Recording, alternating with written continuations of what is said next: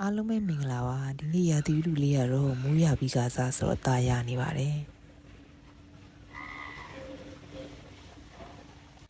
ဒီနေ့ကတော့နေ့လယ်အလုပ်ကပြန်ငမုတ်လေးရလို့ဝယ်လာခဲ့ပါတယ်ဒီနေ့စဉ်းစားထားတဲ့မီနူးကတော့ထမင်းစီစမ်းရင်ငါးကြော်လေးရယ်နောက်ပဲပင်ပေါက်ကိုဗမာလူလေးတုံမယ်ပေါ့နော်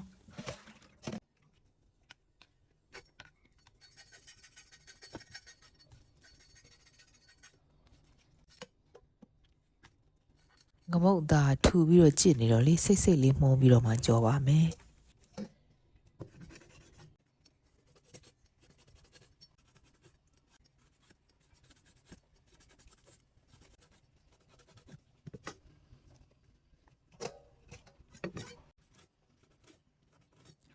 ငမုတ်ကိုကင်ပြီးသွားပြီဆိုတော့ဂျင်းစပလင်စားပြားနေပြီးတော့နှက်ထားလိုက်ပါမယ်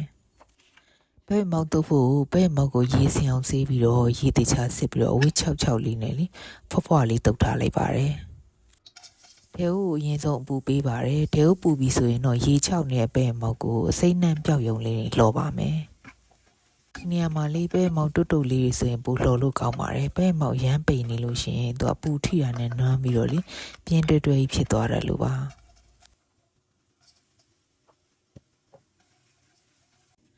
အစိမ့်နှံပြောက်ယုံဒီလိုအနေထားလေးဆိုရင်ရပါပြီ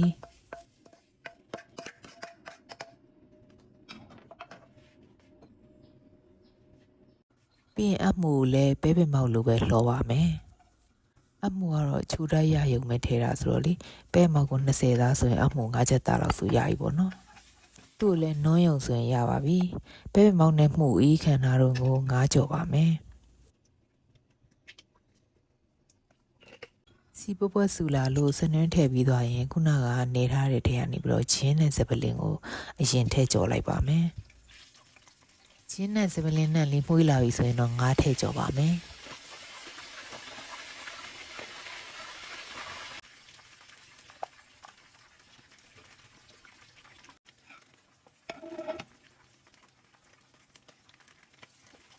ဒီငမုံသားလေးကြစ်ပြီးတော့ထူတဲ့အတွက်ကြောင့်မလို့နည်းနည်းလေးတော့ကြကြလေးကြော်ရပါတယ်ဒါကတော့ကြော်ရင်းနဲ့မီးပြတ်သွားတာပါ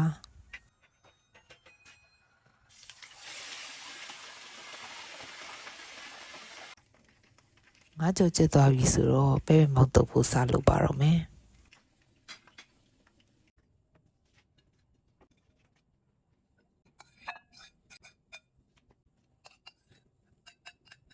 အခုကတော့စီချက်ပဲမဟုတ်ပစွန်ချောင်းမှုတို့နဲ့ဗမာတုပ်ပုံစံမျိုးတုံးပါပါခါလီလဲယူရီးယားလူမျိုးလေးတုတ်စားဖြစ်တယ်ပေါ့နော်ထညက်ပြောတို့จิตတုံမျိုးမျိုးသီးစိမ်းတမအသီးနဲ့ချင်းငါဆက်လေးပေါ့နော်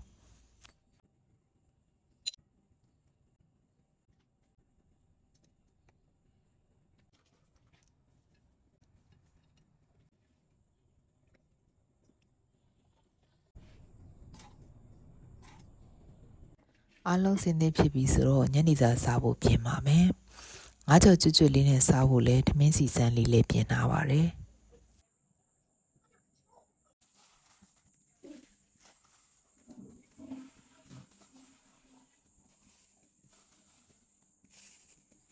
ပဲပင်ပေါက်တုပ်ကိုတော့လေချင်းနဲ့ရတာလေးနည်းနည်းရခြင်းတော့လေတမသီးလေးနည်းနည်းပို့ထည့်ပါတယ်ဒါကတော့လက်နဲ့ညှစ်တာချောချောထွက်လို့လေဒါစစ်ကူတောင်းရသေးတာပေါ့နော်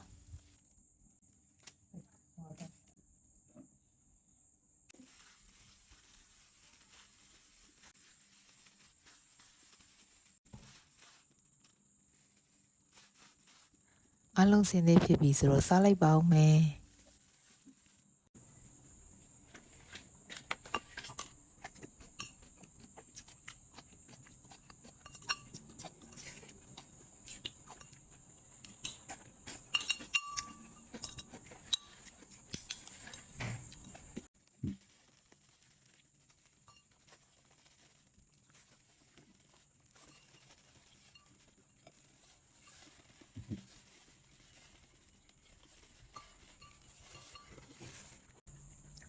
စားလို့ကောင်းလိုက်တာပဲမောက်လေးတွေက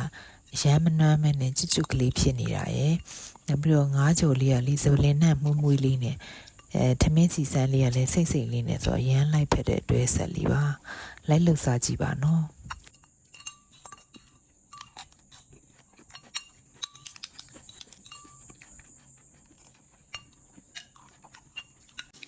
ဒီတုတ်နီးလေးကလေးစင်ကူမှာတော့ညီမလေးတယောက်တုတ်ကျွေးတယ်နီးလေးပေါ့နော်အဲ့မှာလေးပဲ့မောက်တည်းတူတူတုတ်တုတ်လေးဆိုလေဝါလိုက်လို့ရှိရင်ချွတ်ချွတ်ကလေးနဲ့ပို့ပြီးတော့စားလို့ကောင်းတယ်ပေါ့နော်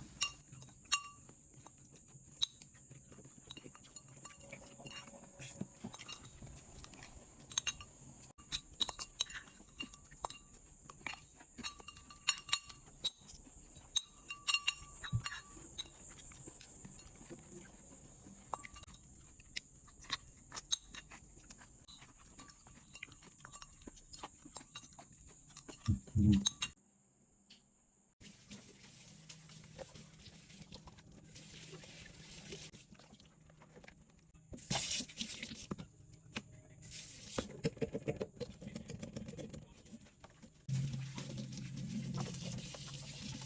ီနေ့တော့ဒီလောက်ပါပဲเนาะအခုလိုလွယ်ကူမြန်ဆန်တဲ့ဟင်းချက်နည်းလေးတွေကိုသိချင်နေဆိုရင်တော့ Denise Win ဆိုတဲ့ Facebook လေးကို follow လုပ်ထားပြီเนาะအားလုံးကိုကျေးဇူးပါနောက်ထပ်ဗီဒီယိုလေးတွေမှာပြန်တွေ့ကြပါမယ်